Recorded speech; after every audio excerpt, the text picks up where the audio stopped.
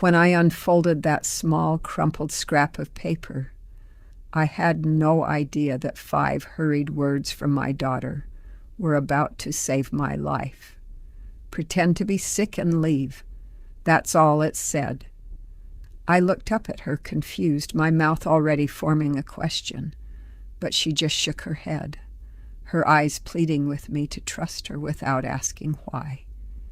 It would be hours before I understood what those words had spared me from, and years, I think, before I fully understood what they'd cost her to write.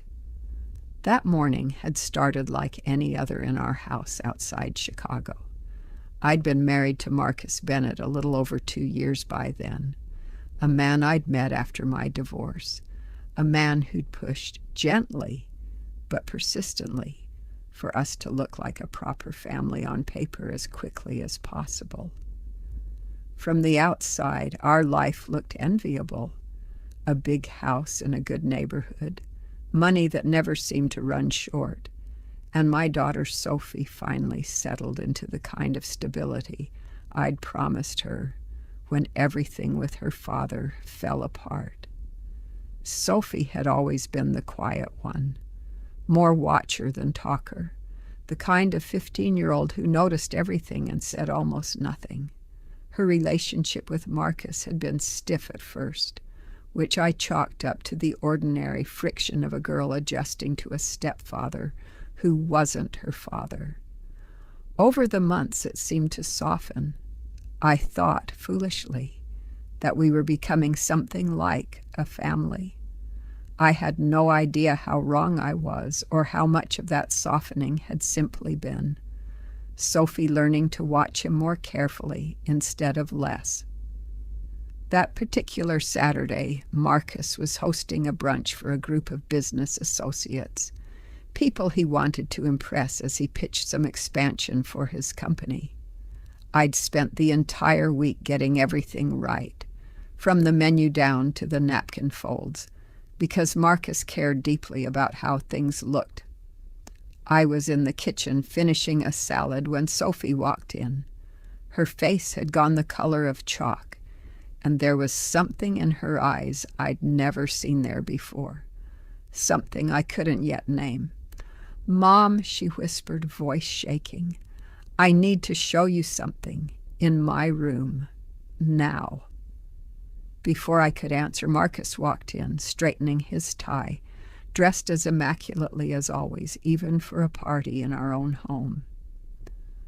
"What are you two whispering about?" he asked, smiling in that way of his that never quite reached his eyes. "Nothing," I said quickly. "Sophie just needs a hand with the school thing." "Make it fast," he said, checking his watch. "Guests will be here any minute, and I want you next to me when they arrive." I nodded and followed Sophie up the stairs. The moment we were inside her room, she shut the door hard and turned the lock. "What is going on?" I asked. "You're scaring me, Sophie." She didn't answer with words. She pulled a small folded piece of paper from her desk drawer and pressed it into my palm, glancing at the door the entire time, like she expected it to burst open. I unfolded it and read 5 words that made the floor tilt under me. "Pretend to be sick and leave." "Sophie, is this some kind of joke?" I said, more sharply than I meant to. "I don't have time for games right now. People are coming." "It's not a joke," she said, and her voice cracked. "Please, Mom, you have to trust me. Say you feel sick. Say you have to leave the house. Right now." The desperation in her face froze something in my chest. "What is happening?" I asked. She glanced toward the door again and lowered her voice to almost nothing. "I can't explain right now. I promise I'll tell you everything, but you have to trust me first." Before I could push further, footsteps sounded in the hallway, and the doorknob turned. Marcus stepped in, visibly annoyed. "What's taking so long? The guests are arriving." I looked at Sophie. She looked back at me, silently begging.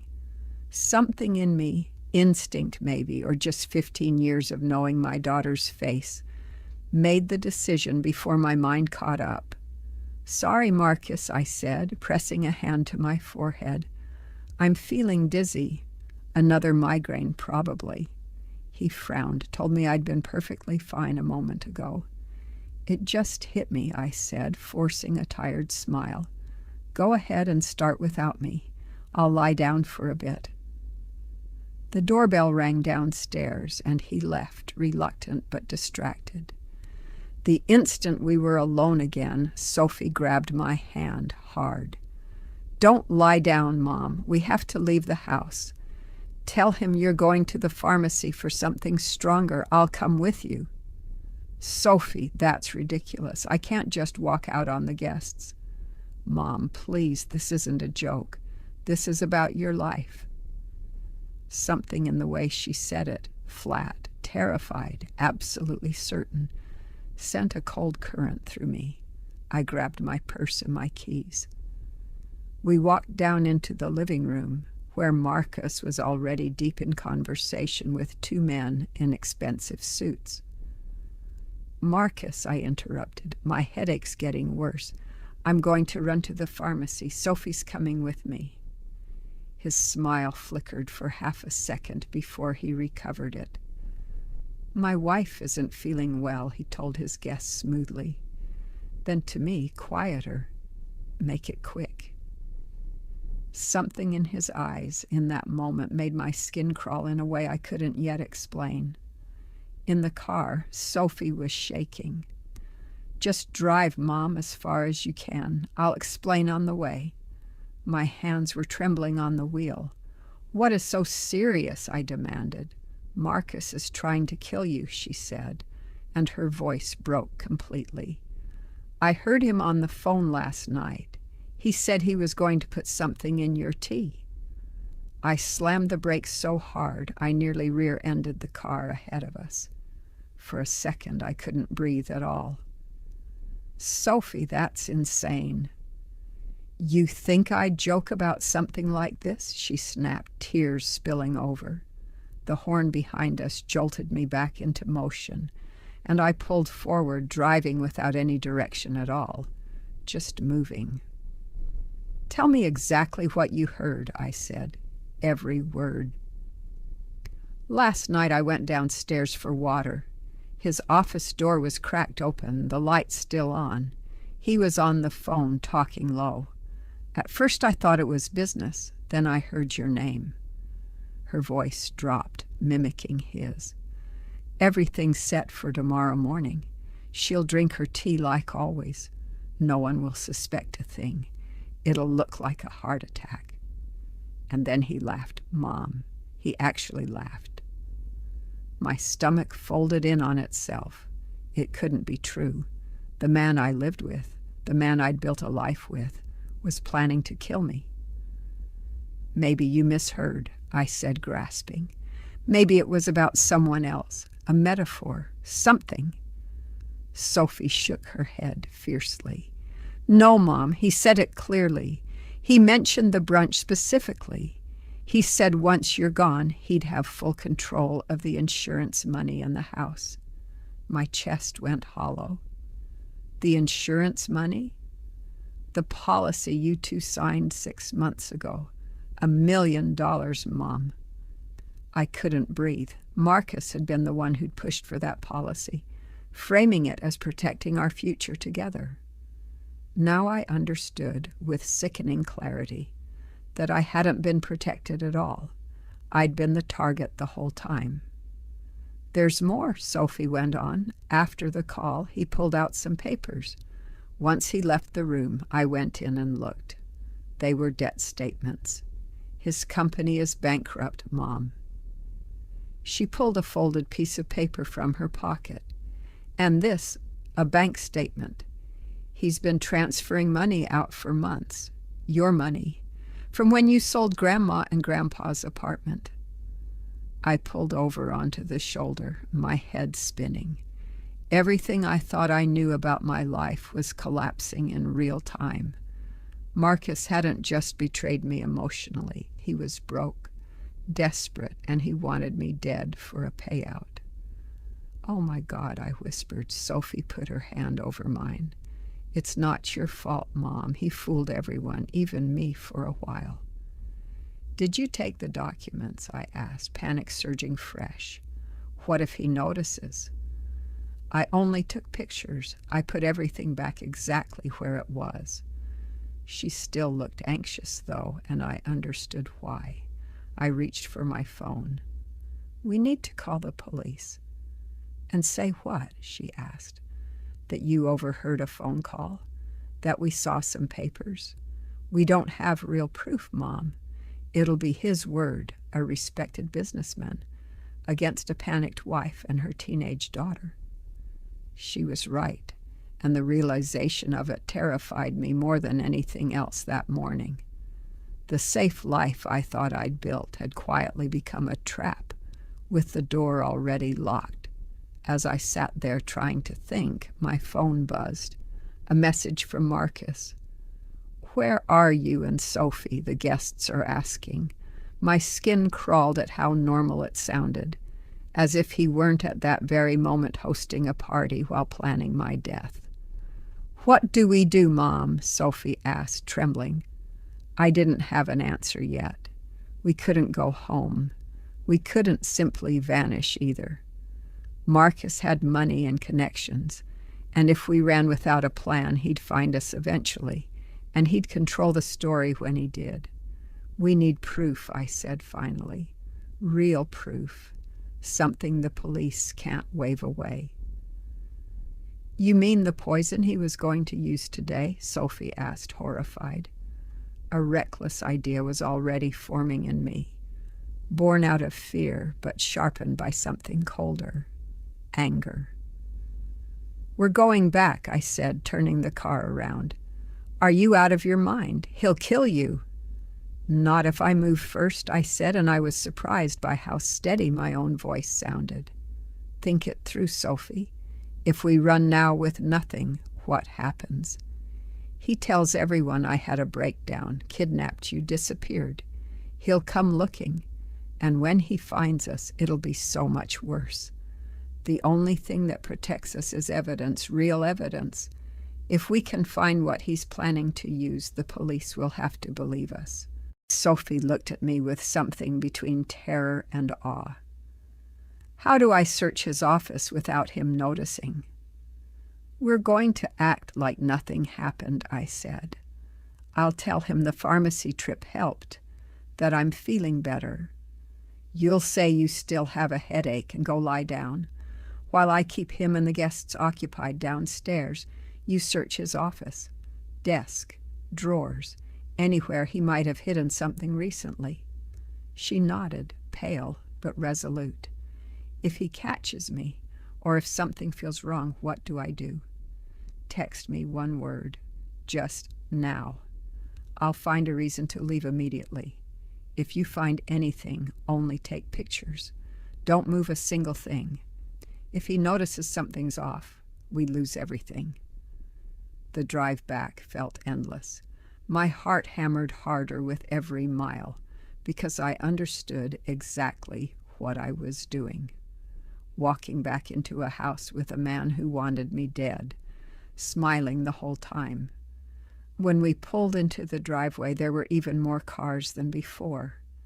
The whole neighborhood, it seemed, had turned out for Marcus's brunch. "Remember the plan," I told Sophie as we walked to the door. "Act normal. If it ever feels unsafe, leave the house and go straight to Mrs. Alvarez next door." "Got it," she said, squeezing my hand. Inside, laughter rippled through the living room. Nearly a dozen guests stood clustered with champagne flutes, and Marcus was at the center of it, mid-story, charming everyone in earshot. He spotted us and froze for the briefest instant, before recovering his smile and sliding an arm around my waist. A touch that had once felt comforting, and now made my stomach turn. "There you are," he said. "Feeling better?" "Much," I said, forcing a smile. Good, he said, turning to Sophie. You look pale, sweetheart. I've got a headache, too, she said, perfectly in character. I think I'll go lie down. Of course. We're right downstairs. Sophie disappeared up the stairs while I accepted a glass of water instead of the champagne being passed around, claiming my medication didn't mix with alcohol. No tea today, Marcus asked lightly, and the question hit me like a blow. Not today, I said, keeping my voice easy. Caffeine makes the migraines worse. Something flickered behind his eyes and vanished just as fast. Smart, he said. Come on, let me introduce you around. His hand stayed at the small of my back as he steered me through the room, and I smiled at strangers while, underneath, every part of me was screaming. Linda's a university professor, I heard him boast to one of his associates, using a version of my life that had nothing to do with who I actually was, a costume he wore proudly in public. I felt sick. How many times had this man told me he loved me while quietly plotting how I would die? 20 minutes crawled by. I checked my phone constantly, my stomach knotting tighter each time the screen stayed blank. Then, mid-conversation about the housing market, it buzzed. One word. Now. My blood went cold. Excuse me, I said, forcing a polite smile at the couple I'd been talking to. I should check on my daughter. Before Marcus could object, I slipped away and hurried up the stairs. I found Sophie in her room, white as paper. He's coming, she whispered. I saw him on the stairs. Did you find anything? Yes, in his desk. A small glass bottle, no label. I got pictures. Before either of us could say another word, footsteps sounded in the hallway, followed by Marcus's voice. Linda, Sophie, are you in there? I looked at Sophie. There was no time to run into the hall, and the window was our only other option. But we were 2 stories up. Don't say anything, I whispered. Just act normal. The door opened and Marcus stepped in, his eyes sweeping across the room. Everything all right? His voice was calm, but his eyes weren't. Fine, I said. Sophie's still not feeling great. I came up to check on her. He studied us for a long beat. And you? Feeling better?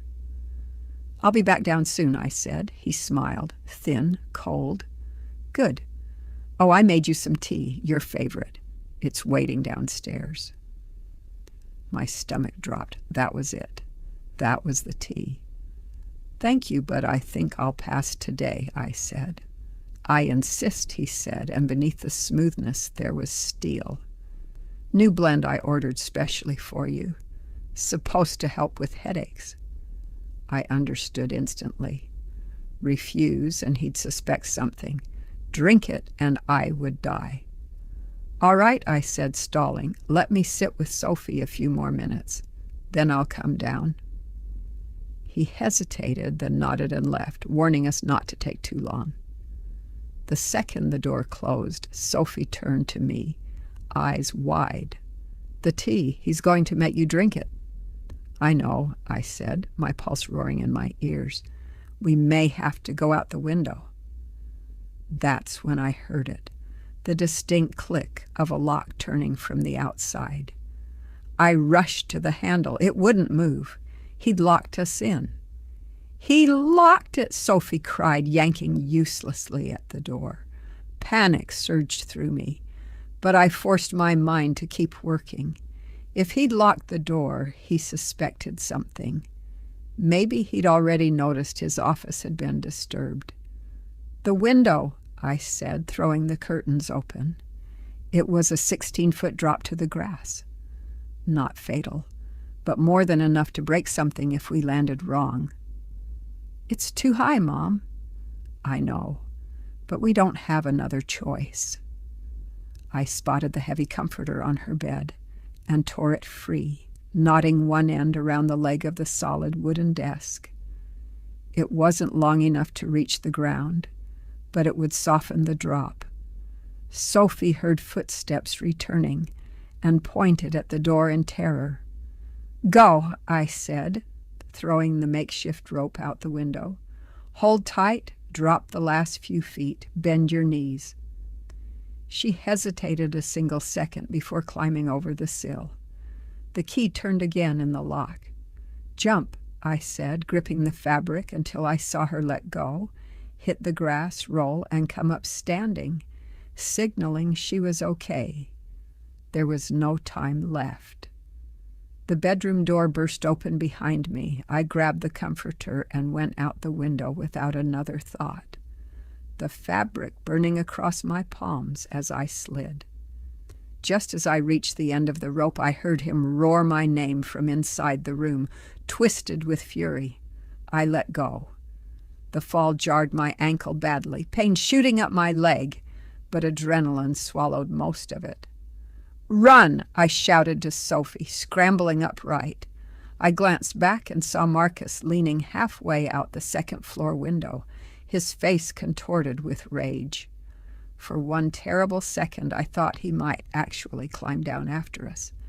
Then he vanished from the frame. "He's coming down the stairs," I said, grabbing Sophie's hand. "We have to move now."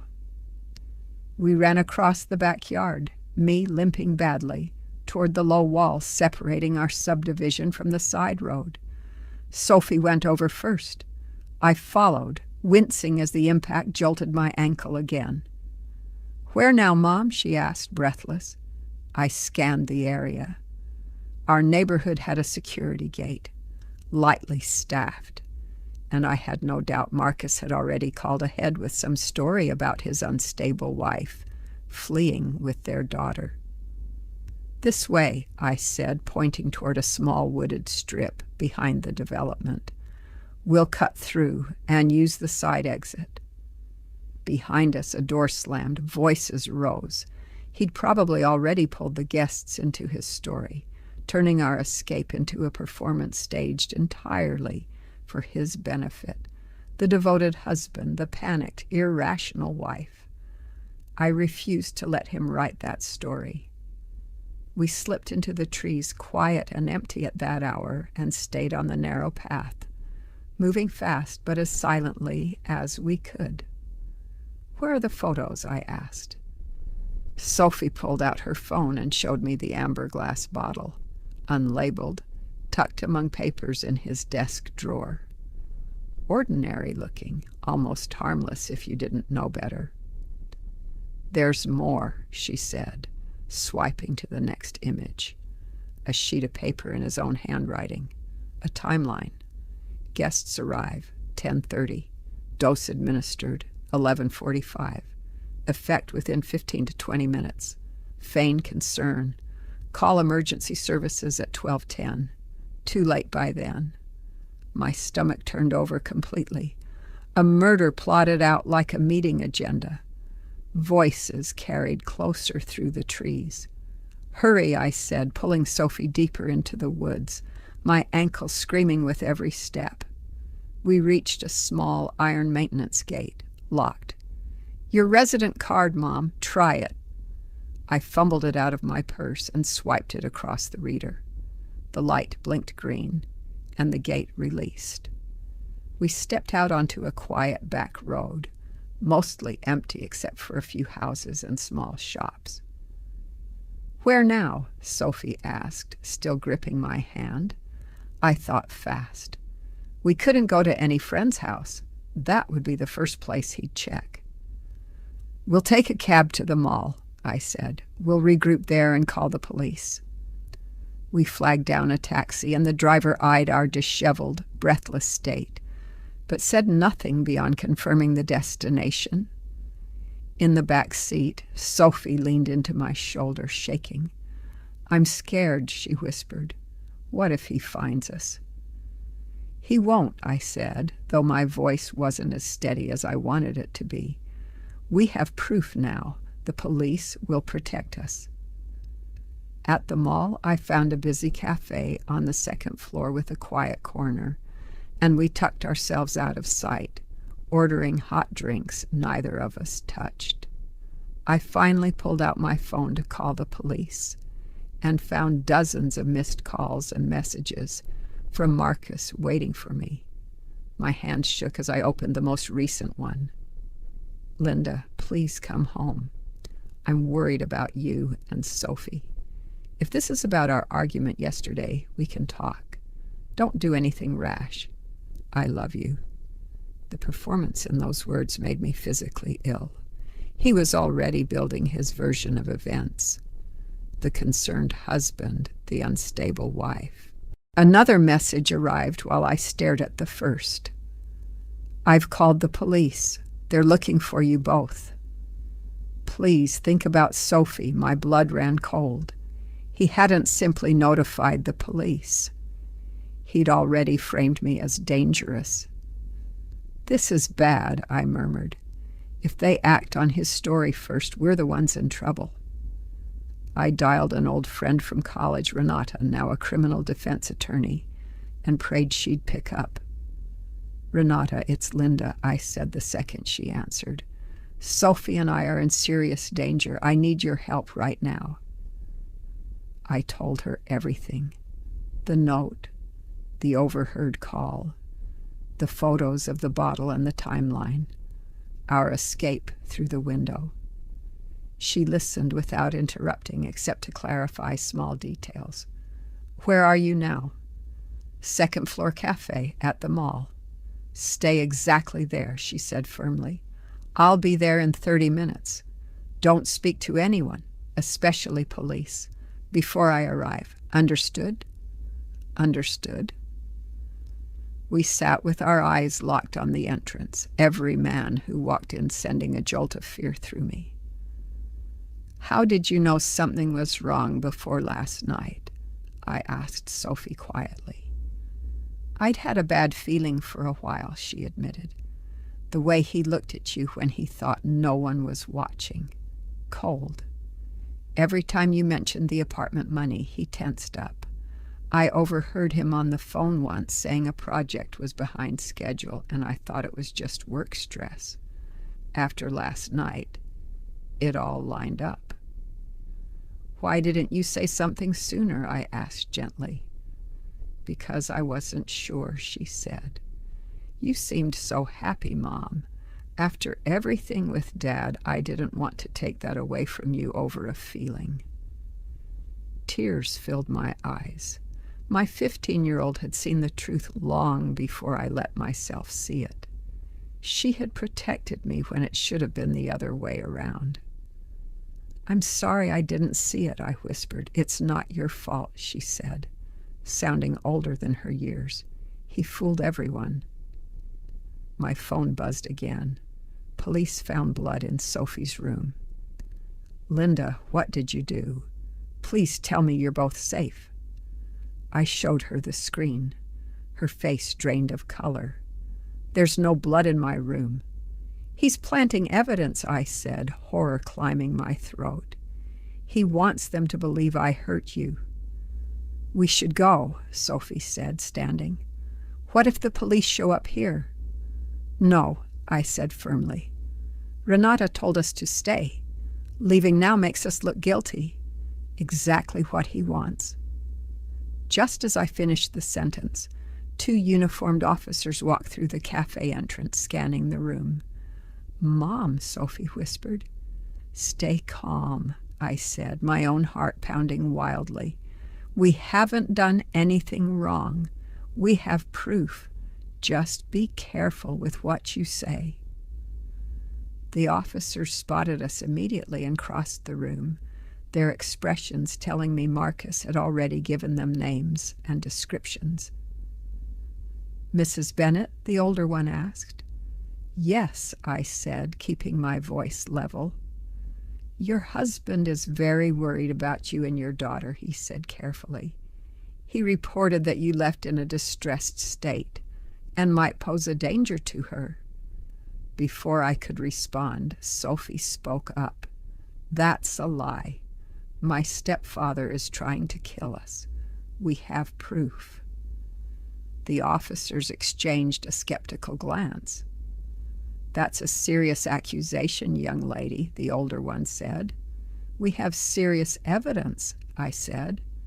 "My daughter found a bottle of poison in my husband's office, along with a written schedule for exactly how and when he planned to poison me today." The younger officer stepped forward, choosing his words with visible caution. "Ma'am, your husband mentioned some history of mental health episodes." Anger flared through me. Of course he'd thought of everything. "That's completely false," I said, forcing calm into my voice. "He's lying to protect himself." Sophie held up her phone. "Look, this is the bottle, and this is the note laying out exactly when he planned to poison my mom." The officers examined the photos with unreadable expressions. "This could be anything," the older one said. "The bottle looks ordinary, and this note could be work-related. There's nothing here that clearly proves intent." Hopelessness crept in. They weren't going to believe us, not without something they couldn't argue away. "You don't understand," I said. "He's controlled every part of our lives for months. We just found out he's bankrupt and moving money into hidden accounts."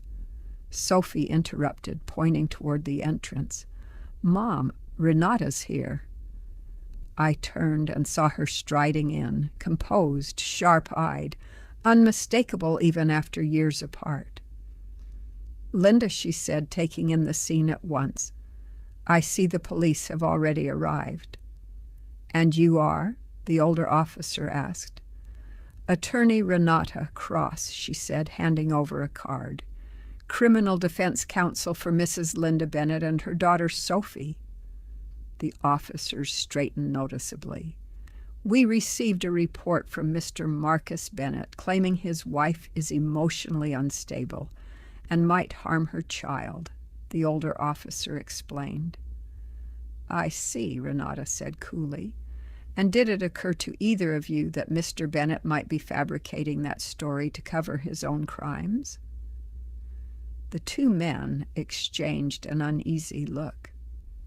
"Let's be clear about a few things," Renata continued, sitting beside me. "My client has photographic evidence of a potentially lethal substance, along with a written plan detailing its administration. Her daughter directly overheard him discussing the plot by phone." The officers shifted, visibly reconsidering. "Do you have a warrant or any legal basis to detain my client?" Renata asked. "No, ma'am," the older officer admitted. "We're responding to a missing persons report filed by her husband."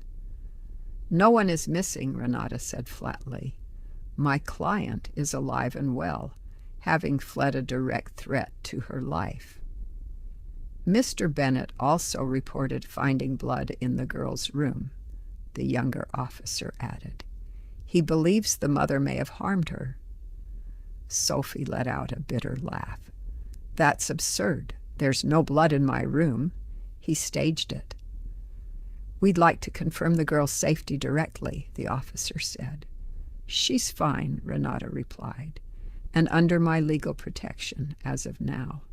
I'd suggest you head back to the station and prepare for the formal complaint I'll be filing within the hour: attempted murder, evidence tampering, and a false police report against Mr. Bennett." The officers looked uneasy but didn't argue further, only requesting that we come in to give statements. "Of course," Renata said. "We'll be there within the hour." She looked at them evenly. "Now, if you'll excuse us, we need a few minutes privately." The officers left, glancing back with visible concern. Once they were gone, Renata took my hand. "Linda, this is more serious than I initially realized.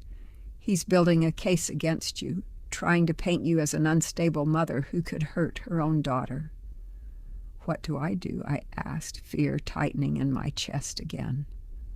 "First, we need harder evidence," she said. "The photos are a start, But we need the actual bottle for testing and documentation of his financial transfers. We can't go back for that, Sophie said. You won't have to, Renata assured her. I'll request an emergency search warrant immediately. With a minor involved, I can move quickly. She looked me in the eye. Linda, I need you to be strong now. He's going to fight dirty. He'll dig up every hard moment in your marriage and twist it against you. Swallowed hard. How did I not see what he was? People like him are master manipulators, she said. They can maintain a perfect mask for years. This isn't your fault. My phone buzzed once more. Police found you. I'm on my way to the mall. I just want to help. Please don't do anything rash before I get there. I showed Renata. She stood immediately. He's coming. We need to move now. Where? The station, she said. It's the safest place. He won't try anything there, and we can file the complaint before he arrives. We left through a side exit, avoiding the main doors, and rode with Renata to the station in near silence. Sophie held my hand the entire way, pale but steady.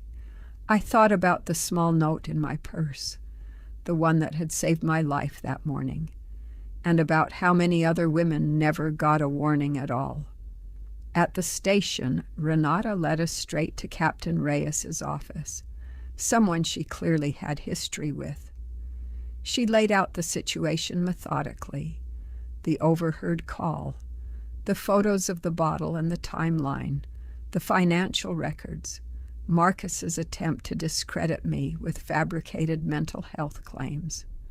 The captain listened, growing visibly more serious, and requested the photos directly from Sophie's phone. We'll need the actual bottle, he said. Toxicology, something concrete. That's exactly why I've already requested a search warrant, Renata said, sliding a prepared folder across the desk. There's a minor involved, and reason to believe Mr. Bennett is currently staging false evidence at the residence. Nearly 2 hours later, while the captain was still reviewing everything, noise erupted in the hallway. Through the glass, I saw Marcus walk in flanked by the same 2 officers from the mall, his face arranged into a mask of relief and worry. Linda, Sophie, he called, trying to push forward before security stopped him. Thank God you're safe. Captain Reyes looked between us. This is the man you described? Yes, I said, every muscle tense. My husband, Marcus Bennett. Marcus was allowed in. He reached toward Sophie, and she stepped back instantly. What's going on? He asked, his confusion so convincing that, had I not known the truth, I might have believed it myself.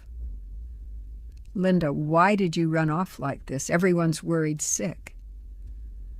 I understand your concern, Mr. Bennett, the captain interjected, but Mrs. Bennett and her attorney are filing charges of attempted murder against you. His eyes widened, darting between the captain and me. That's insane.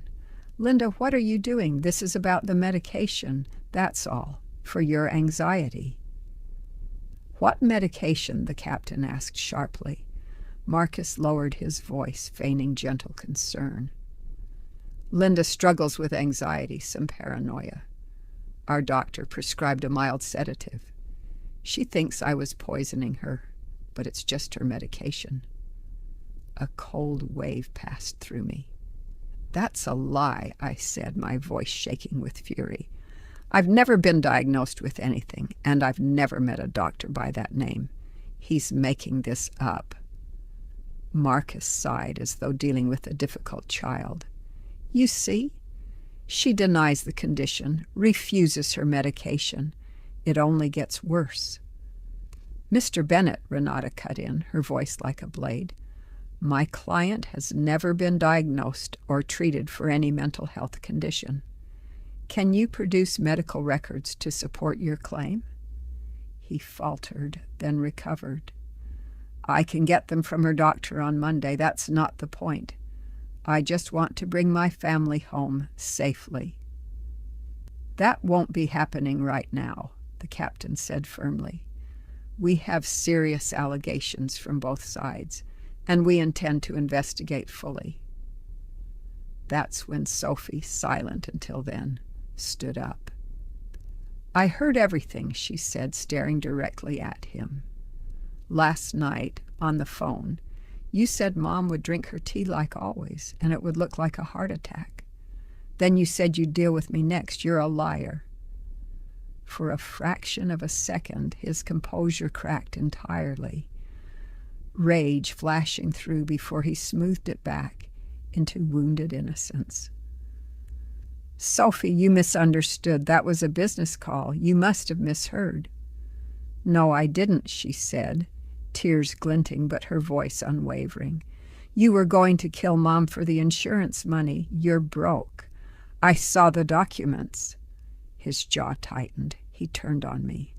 Look what you've done, Linda, filling her head with this. This is emotional abuse. Before I could respond, an officer entered with a sealed envelope. Captain, preliminary report just came in from the Bennett residence. The captain opened it, and his expression darkened as he read. The room seemed to grow heavier around us. Marcus stood frozen. Sophie squeezed my hand. Renata watched, unreadable. Interesting, the captain said finally, looking at Marcus. You claim there was blood in your daughter's room. Yes, Marcus said quickly. When I went up after they fled, I saw it on the carpet. I feared the worst. How strange, the captain said, setting the papers down. A rapid test shows the blood doesn't match either your wife or your daughter. It's a match for you. Marcus's face twitched. I don't understand. It's yours, the captain repeated evenly, meaning you planted it yourself. The silence that followed was absolute. Marcus stammered, insisting there had to be a mistake. We also found a small vial of blood hidden in your sock drawer, the captain continued. Same match. Looks like you drew it from yourself earlier today.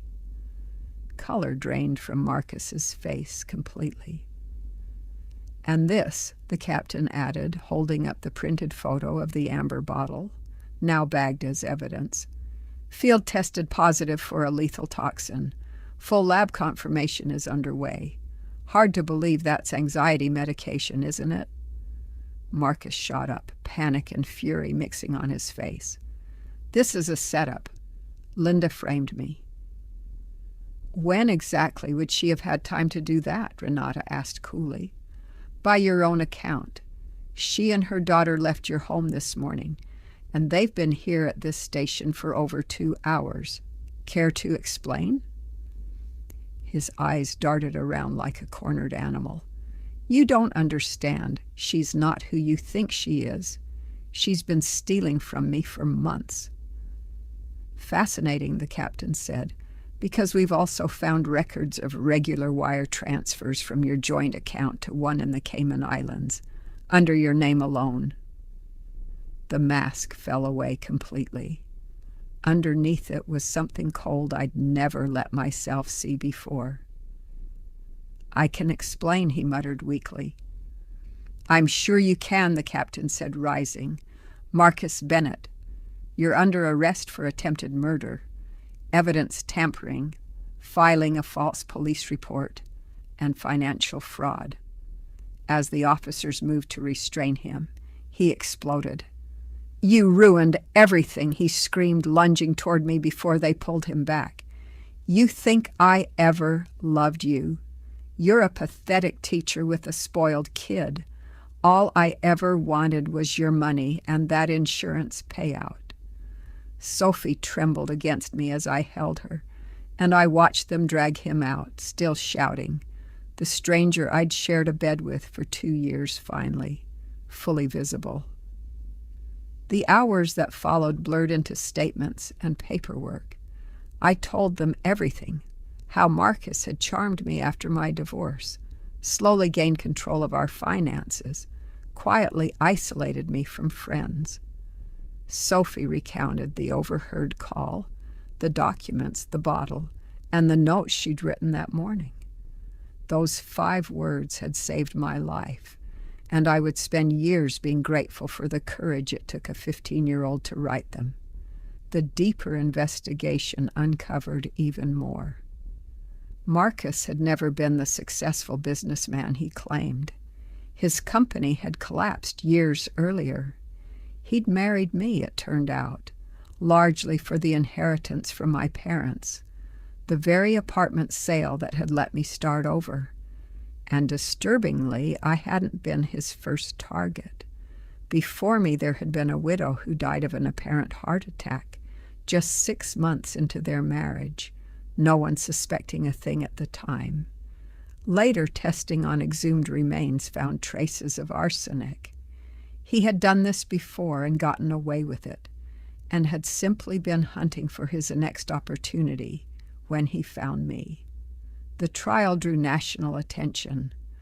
A husband plotting to poison his wife for insurance money, stopped only by the courage of his teenage stepdaughter.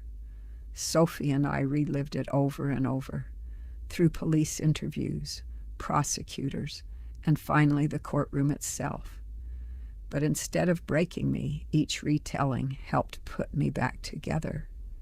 I came to understand slowly that I hadn't been foolish. I had been the target of a practiced predator, and surviving him was not a small thing.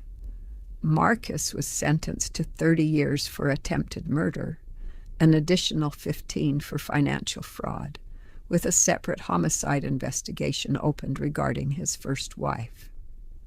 6 months later, Sophie and I moved into a smaller apartment across town, modest, unremarkable, and entirely our own. I kept her note in my nightstand drawer, refusing to ever forget what it had spared us. A year passed. Life slowly reassembled itself into something resembling peace, even if some scars stayed invisible beneath the surface. One bright afternoon, Sophie and I were making lunch together, a small ritual we'd come to treasure. "What are you thinking about?" she asked, catching me watching her slice tomatoes with quiet focus. "How lucky we are," I said, and meant it more than I expected to. She raised an eyebrow. "Lucky after everything?" "Not because of him," I said. "Because we survived him. Because we have each other. Because you were brave enough to save me." She blushed the way she always did when I brought it up. Anyone would have done the same. "No," I said. "Most people freeze. You trusted your instincts and acted. You saved my life." Our therapist had told us people who survive trauma often develop sharper instincts for danger. Maybe that explained why Sophie sensed something wrong in Marcus long before I let myself see it. We cooked in comfortable quiet, sunlight spilling across the counter, until the doorbell rang. Renata, no longer just my attorney but a genuine friend by then, arrived with wine and good news. "They finally found what they needed in the first wife's case," she said. "Arsenic in her hair and nail samples. He'll be charged with first-degree murder. Combined with his current sentence, he's looking at life without parole." Sophie exhaled, barely above a whisper. "So he never gets out?" "Never," Renata confirmed. "He can't hurt anyone else." I should have felt only relief, but underneath it sat a quiet grief for the woman before me, who hadn't had a Sophie to save her. "There's one more thing," Renata added. "His remaining assets have been liquidated as part of the restitution settlement. It's all going to you and Sophie. Not enough to undo what he took, but it's a real start. $500,000, enough for Sophie to attend any school she wanted. Enough for us to finally breathe." That evening, while Renata and Sophie laughed together about colleges and futures, I slipped away to look at the note one more time. Pretend to be sick and leave. 5 words that had rewritten everything. When I came back to the living room, I raised my glass. To new beginnings, I said. To new beginnings, they echoed, and the afternoon light caught the wine like a small promise of something better ahead. The scars never fully disappeared, but they stopped being marks of what he'd taken and became proof of what we'd survived. Sophie grew into a confident young woman who later told me she wanted to study psychology because therapy had given us our lives back, and she wanted to give that back to someone else someday. That night, alone on the balcony, I thought about every woman still living with her own version of Marcus. Our story wasn't only a warning, it was proof that survival is possible, and that sometimes it starts with 5 hurried words folded into a scrap of paper. If you take one thing from this, let it be this. Trust the quiet voice that tells you something is wrong, even when you can't explain it. And never underestimate what a small act of courage can do. Sometimes you have to act brave before you feel it. One day, you'll realize you're not pretending anymore.